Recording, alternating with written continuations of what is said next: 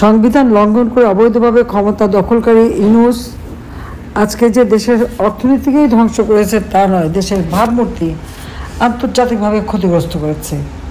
এবং এই যে জুলাই মাসের 2024 সালের 15 জুলাইতে যে সমস্ত হত্যাকাণ্ড ঘটলো, অগ্নিসন্ত্রাস করলো, কে করেছে এগুলো তো আমরা করিনি, আওয়ামী লীগ করে নাই, আমাদের সরকারও না। আবু সাইদ মুগ্ধ থেকে শুরু করে প্রত্যেকটা হত্যাকাণ্ড হচ্ছে ডক্টর মোহাম্মদ ইউনূসের মেটিকুলাস ডিজাইনের একটা অংশ। যদিও ক্ষমতা দখলের পর বিদেশি সাংবাদিকদের বিভিন্ন জায়গায় এসে বলেছে আমি কিছুই জানতাম না, আমাকে জোর করে ক্ষমতায় নিয়েছে, অথচ নিজেই স্বীকার করেছিল সেই বিল ক্লিন্টন ফাউন্ডেশনের মিটিংয়ে যে এই ক্ষমতা দখলের জন্য তার মেটিকুলাস ডিজাইন এবং মাস্টার মাইন্ড ওই মাহফুজ আলমরে দিয়ে এবং তার একটা টিম তাদেরকে দিয়ে এই সমস্ত ঘটনা ঘটেছে। এবং এটা তো আজকে প্রমাণিত সত্য। আজকে এই যে জামালপুরের সরিষাবাড়ি, এখানকার আমাদের প্রত্যেকটা নেতাকর্মী, তাদের পরিবার চরমভাবে নির্যাতিত। একটা সামান্য সাধারণ মানুষ, একটা খেটে খাওয়া মানুষ, দিনমজুর, আওয়ামী লীগ করে কেন তাকে ধরে হত্যা করলো? তার একটু ছোট বাড়িঘর সেটুকু পর্যন্ত দখল। আজকে তার মেয়েরা অসহায়, ছেলে অসহায়, বাড়িতে থাকতে পারে না, বউ অসহায়, এবং ঘরে ঘরে এই ধরনের নির্যাতনের চিহ্ন। এবং আপনারা যদি একটু খেয়াল করে দেবেন যে বাংলাদেশে গুম হত্যার যে রাজনৈতিক কালচার, এটা কিন্তু এই বিএনপি জামাত এরাই কিন্তু শুরু করে। কারণ জামাত তখন নিষিদ্ধ ছিল, তার রাজনীতি করার অধিকার ছিল না, কারণ তারা যুদ্ধাপরাধী, হানাদার পাকিস্তানি বাহিনীর সাথে তারা দোসর, এবং তারা এদেশের মা বোনদের তুলে দিয়ে সেনা ক্যাম্পে গণহত্যা চালিয়েছে। গ্রামের পর গ্রাম পাকিস্তানি সেনাদের নিয়ে যে ঘর বাড়ি জ্বালিয়ে পুড়ে ছারখার করেছে, আলবদর, রাজাকার, আলশামস বাহিনী বানিয়ে এই নির্যাতন তারা চালিয়েছে। কাজে তাদেরকে এদের স্বাধীন করেছিল।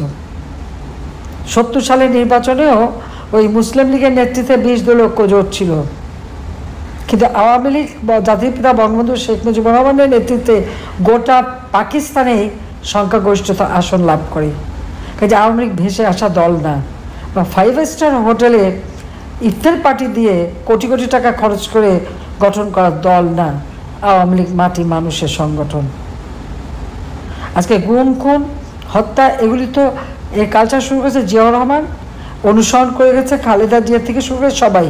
আর এখন ইউনূসের আমলে কী হচ্ছে?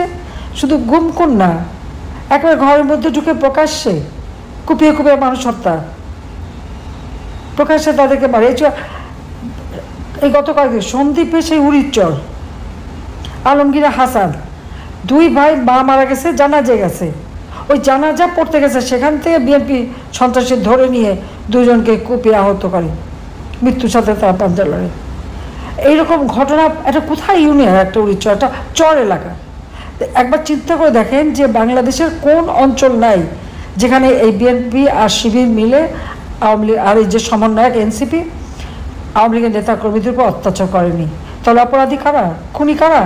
আওয়ামী লীগ না এই সমস্ত খুচরা দল যারা 2 দিন আগে তাদের 1,000 টাকা পকেটে ছিল না, আজকে তারা শত কোটি টাকার মালিক হয়ে গেছে। তাহলে দুর্নীতিবাজ কে? আমরা দুর্নীতিবাজ। খুব তো বললে এতটা বিলের টাকা নাকি আমরা পাচার করেছি, একটাও দেখাতে পেরেছে? আমি, রেহানা, আমাদের 5টা বাচ্চা, তারা তো চাকরি বাকরি করে খায়, তারা কাজ করে খায়, নিজের মতো করে খায়। তারা তো কোনোদিন আসে নাই যে মা প্রধানমন্ত্রী বা খালা প্রধানমন্ত্রী আমরা এটা হবো ওটা হবো, কিচ্ছু তো করেনি, নিজেরা খেটে খায়। কোনোদিন এতটুকু সুযোগ তারা দেয়নি। অথচ এখন মামলা দিয়ে তাদের চাকরি যেখানে করে সেই সব জায়গায় ইউনূস চিঠি পাঠিয়ে পাঠিয়ে তাদেরকে হয়রানি করছে। টিউলিপের সাথে কী হয়েছে সেটা আপনারা দেখেছেন।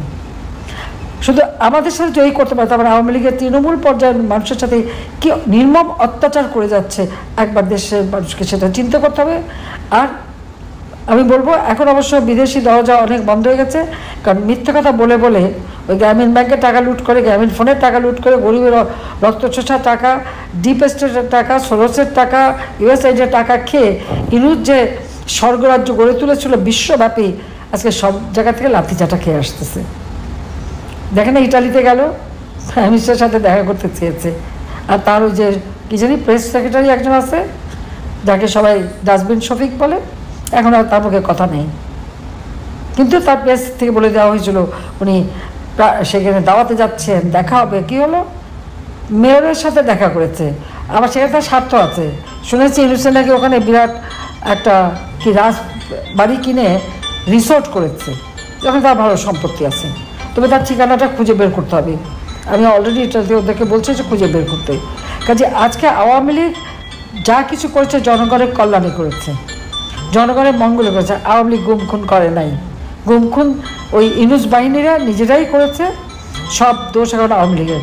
আর যারা দোষী তাদেরকে দিয়েছে দায় মুক্তি। তাদের ভিতরে মামলা করা যাবে না, তাদের বিচার করা যাবে না। কেন বিচার? আওয়ামী লীগের নেতাকর্মী কোথায়? পুলিশ হত্যা করতে গেছে, করেনি তো। ছাত্র হত্যা করেছে, করেনি তো। 7.62 বুলেট কারা এনেছে? ইউনুসকে সেটা তদন্ত করেছে? তদন্ত করে নাই। আর এখন পুলিশ মেরে পুলিশ ধ্বংস করলো, আনসারদের মেরে গুম করে ফেললো, তাদের কত যে খবর নেই। পুলিশের 3000 পুলিশের তাদের খবর নাই। এখন ধরেছে সেনাবাহিনী। আমাদের সেনাবাহিনী কি অপরাধ করেছে? সশস্ত্র বাহিনীর উপরে এভাবে মিথ্যা মামলা দিয়ে হয়রানি করা কেন? হ্যাঁ, তাদের ডিপ্লয় করা হয়েছে, তারা যেখানে যেটা হুকুম সেটা দেওয়া হয়েছে। আজকে গোপালগঞ্জে ইউনুস অর্ডার দেয়নি, সেনাপ্রধান অর্ডার দেয়নি, সরাসরি গুলি করে গোপালগঞ্জে 4-4টা ছেলেকে অন দ্য স্পট মেরে ফেলে দিল। আর আহত যারা দুকে দুকে একটা পর একটা মারা যাচ্ছে, এবং তাহলে 300-400 কর্মী আজকে গুলিবিদ্ধ। আবার সেই গুলিবিদ্ধদের বিরুদ্ধে তাদের বিরুদ্ধে এবার মামলা।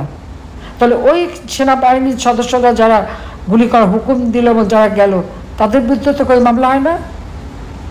আর জনগণের ধন সম্পদ যারা রক্ষা করার চেষ্টা করেছে তাদের বিরুদ্ধে আজকে মামলা দিয়ে তাদের বিচার করে কোথায়?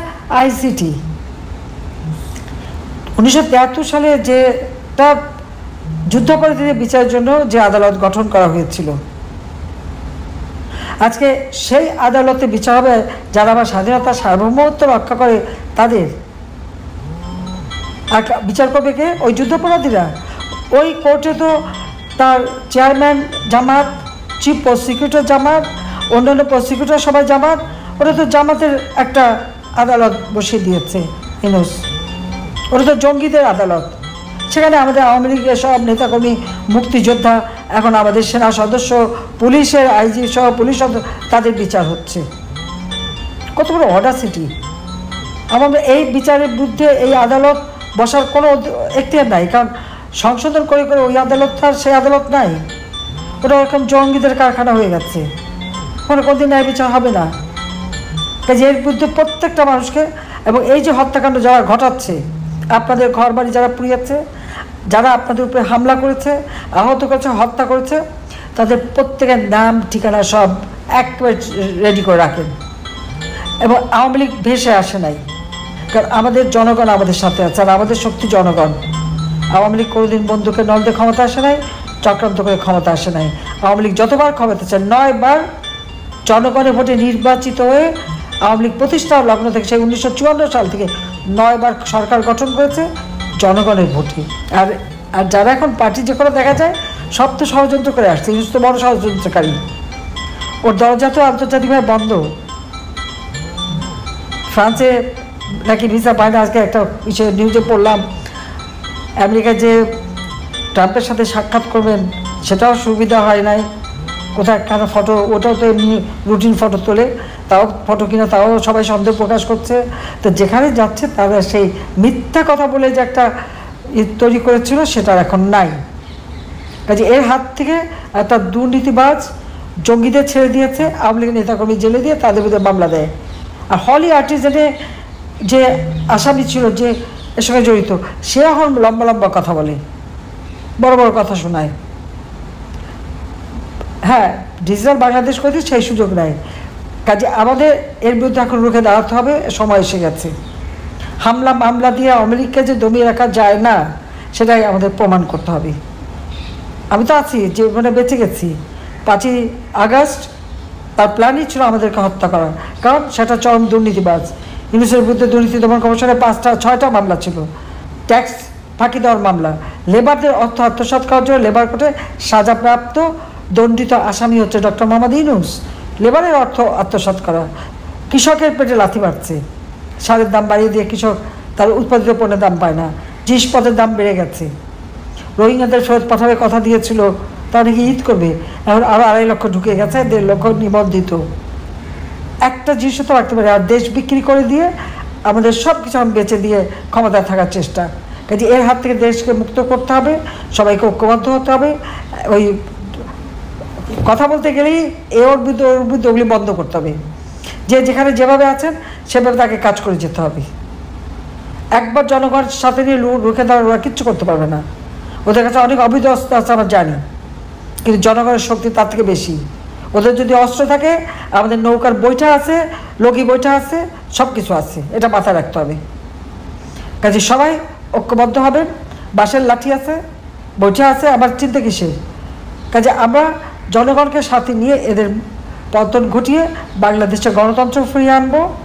দেশের যারা সত্যিকার হত্যাকারী তাদের বিচার হবে।